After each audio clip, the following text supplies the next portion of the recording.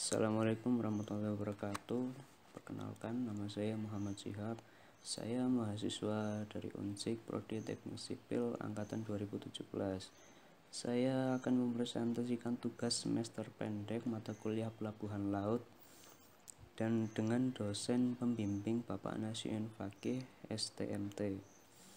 Sebelumnya, pada presentasi kali ini saya akan menjelaskan perhitungan rumus bor atau breed occupancy ratio yang hanya mencakup perhitungan dermaga berbentuk tunggal dengan perhitungan sederhana, yang diambil dari sumber buku berjudul Perencanaan Pelabuhan karangan Profesor Dr. Insinyur Bambang Dratmojo, dosen Teknik Sipil dan Lingkungan Fakultas Teknik Universitas Gadjah Mada. Untuk linknya saya cantumkan di deskripsi video di bawah. Kita langsung masuk dalam inti pembahasan.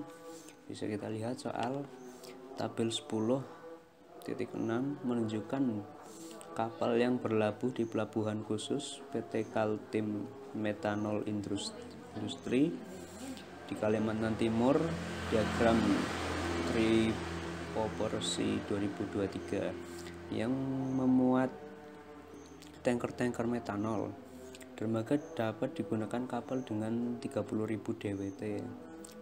Peralatan loading arm untuk memuat metanol dengan menggunakan pompa sebanyak 2 buah dengan kapasitas 1000 ton per jam per pompa. Data seperti ini ditunjukkan dalam tabel 10.6 yang bisa kita lihat nanti di slide berikutnya. Dan ini adalah ringkasan dari data kapal yang berlabuh, yang seluruhnya terdiri dari 199 kapal. Dan bagaimana cara menghitung rumus bornya. Dan sebelum kita mulai menghitung rumus bor tadi, kita harus mengetahui beberapa data yang dibutuhkan untuk menghitung rumus bor tersebut. Seperti salah satunya itu dalam tabel 10.1, yaitu kebutuhan kapal tunda. Kapal tunda sendiri adalah pekerjaan mendorong, menarik atau menggandeng kapal yang bergerak untuk masuk ke kolam pelabuhan, bertambat dan bersandar di dermaga atau sebaliknya. Pada waktu masuk dan keluar pelabuhan, kapal dengan ukuran tertentu harus menggunakan kapal tunda sebagai sarana bantu pandu. Jumlah dan ukuran kapal tunda sendiri tergantung pada panjang kapal seperti diberikan pada tabel 10.1 ini. Bisa kita lihat panjang kapal dengan diameter 71 sampai 100, jumlah kapal 1, daya PK-nya yaitu 600 sampai 1200. Sedangkan 101 sampai 500 itu dengan jumlah 1, daya PK-nya 1200 sampai 3400. Dan yang terakhir dengan panjang kapal 300 dengan jumlah 4, daya PK-nya mencapai lebih dari 10.000. Dan yang harus dipastikan, kita harus mengetahui data untuk menghitung rumus bor dengan melihat tabel 10.6. Untuk membaca data pada tabel ini, data yang pertama kita ketahui ada pada nama kapal. Bisa kita lihat nama kapal seperti MT Catur Samudra dan seterusnya. Dan kemudian pada tabel berikutnya ada LOE, line overall atau panjang kapal, lalu ada bobot dan DWT-nya. Pada prinsipnya bobot dan DWT ini tidak digunakan dalam perhitungan, tapi ini merupakan data kapal. Kemudian yang harus kita perhatikan yang kedua adalah mengenai data tanggal ketika bertambat, kemudian tanggal dia berangkat. Kapal itu berangkat tanggal berapa dan bertambat tanggal berapa.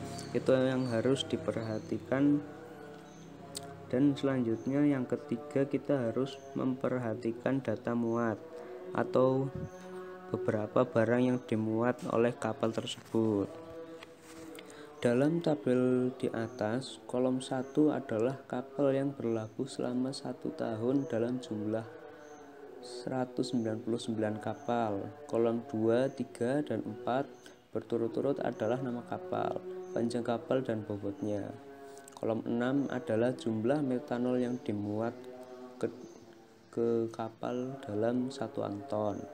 Kolom 7 adalah tanggal keberangkatan kapal meninggalkan dermaga. Kolom 8 adalah jumlah hari kapal bertambat di dermaga untuk melakukan kegiatan memuat metanol, yaitu terdapat pada kolom 7 dikurangi kolom pada nomor 5 ditambah 0,5 hari yang merupakan not operating time. Nilai not operating time sendiri diambil 0,5 hari apabila ada kapal yang dating sore hari.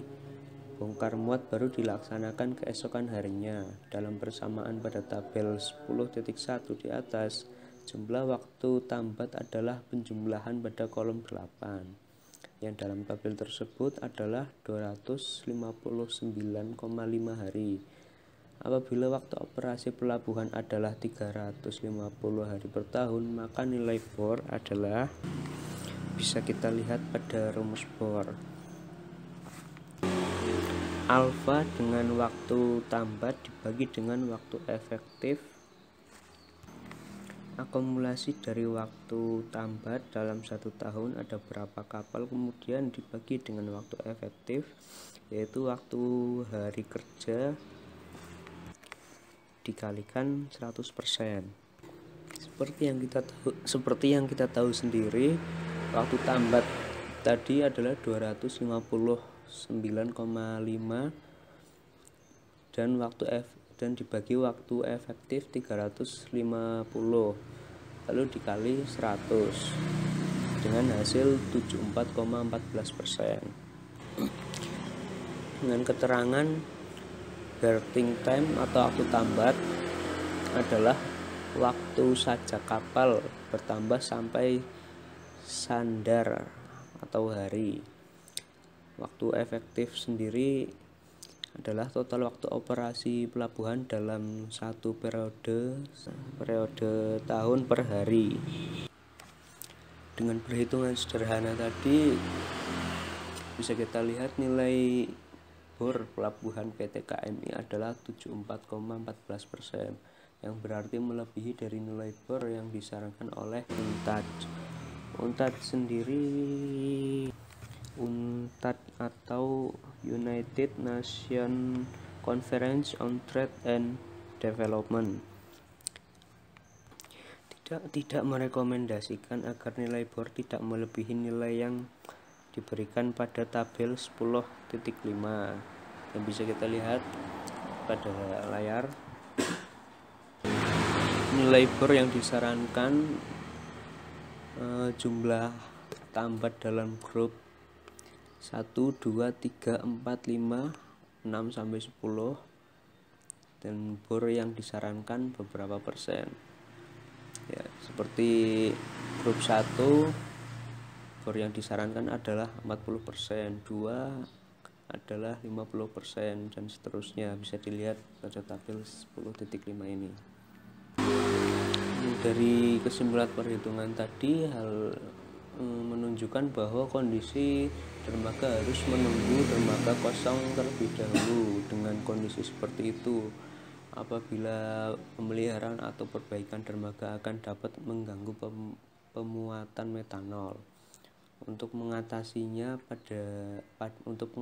padatnya kapal yang merapat ke dermaga dapat dilakukan dengan mengurangi waktu pemuatan metanol dengan menambahkan pompa atau kalua terpaksa menambah tambatan.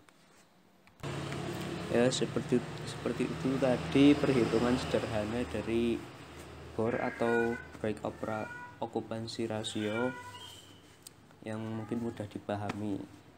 Ya, bila ada salah kata atau mungkin salah perhitungan dari saya mohon maaf. Dan pastinya banyak kesalahan yang saya lakukan dari awal saya memulai presentasi sampai penutupan ini.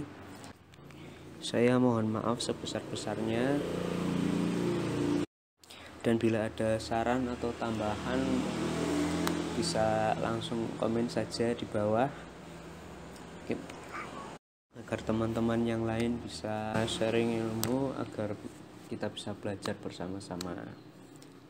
Dan sekian dari saya ulangi, mohon maaf dan terima kasih. Wassalamualaikum warahmatullahi wabarakatuh.